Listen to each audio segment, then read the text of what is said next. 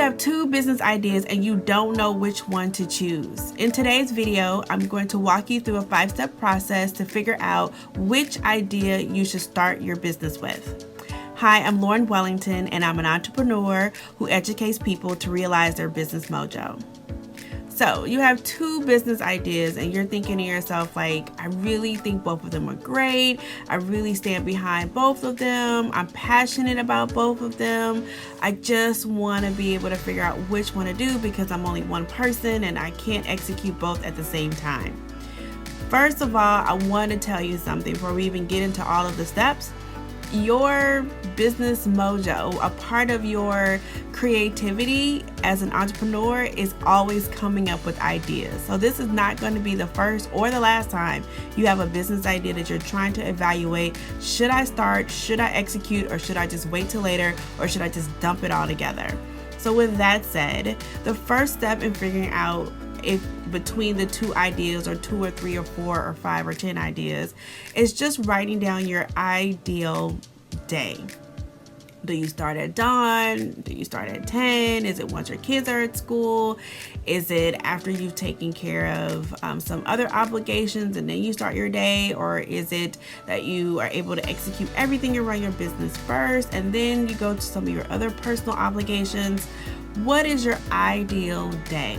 Is it like right now it's starting to get dark and I'm here recording videos? Is that okay for you? Or is it that once the sun goes down I have to switch modes and be a participant in my family or a participant in my religious practices or whatever? But what is your ideal day? And just get very clear about that and be honest with yourself. No one else is looking at this but you.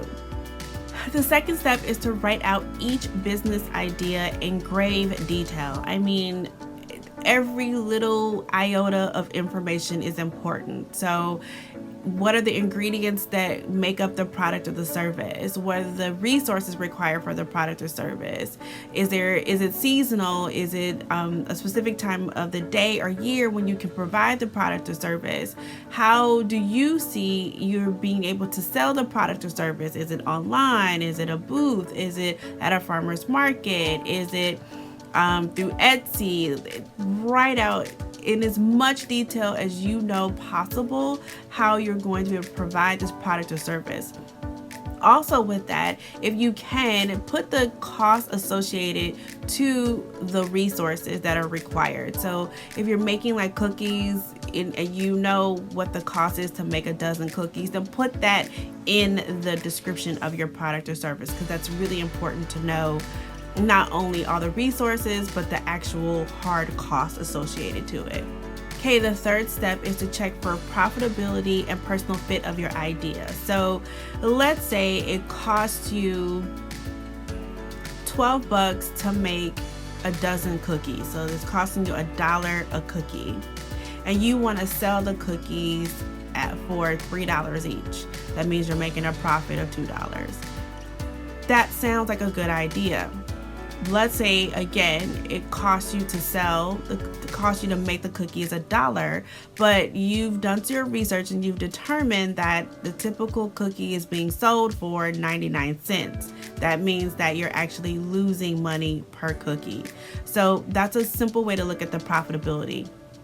If you're selling your intellectual property, you are a coach or you are some kind of consultant, then clearly your profits are going to be a little bit higher because there's not as much resources required to be able to execute. But that still doesn't mean that is it a good personal fit. So you might make more money being a coach, but it might not be a personal fit if you really don't like people. That's an example. Another example could be that, well, maybe I can make the cookies, but if I change them up a little bit and make them gluten-free, for example, I can sell them for $3 and my cost might be $1.15 now per cookie. So I'm still making a profit and then I'm able to separate myself from the other cookie makers in the market. And I'm happen to be gluten-free on a gluten-free diet. So this fits my life. This fits my personal life. This fits the way that I'm living, but it also fits with the bigger picture that I love baking.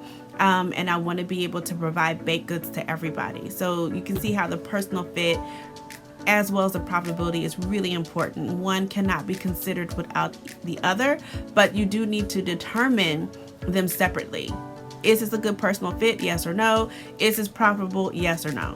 So the next thing you need to do is to just narrow down your choices. You have enough information already to tell you that this particular idea A, is going to be a good idea for me or not, and then idea B as well. And you can take that all the way through to all your ideas. What you may find is that maybe 3 ideas are really strong, but right now with the current resources that I have available to me, I'm only going to focus on this one, and then over time I'll layer in idea B and idea C as an example. Another thing you need to take into consideration is how long can I cash flow this idea before I start making a profit. So going back to the cookies, if you have enough money to be able to cash flow the cookie business for 3 months and you're okay with having 3 months of no sales, then make note of that. If you know you have enough money to cash flow the business for 3 months, but you know after a month, if I'm not making sales, I want to close down the business or I want to do something different, make note of that. Be very clear about your ability to actually finance it, not just with money, but with your time and your effort, this idea. And if you know that you don't have enough time, effort, and money to execute the idea, then it's not for you right now. If you know you have enough time, money, and effort to be able to execute this idea, now you need to ask yourself, how long am I willing to do this before I make my first profit? And maybe you can go a long time, maybe you can't, but you have to set a hard date on that, a hard time on that. So that way, when you come up to that particular point in time, you can easily say to yourself, well, it didn't make any money by day 30 of business, so I'm not going to do it, as an example. And then the last example is actually test your idea. So even though you may think that you can't make a sale within 30 days or you had better make sales within 30 days, actually test the idea.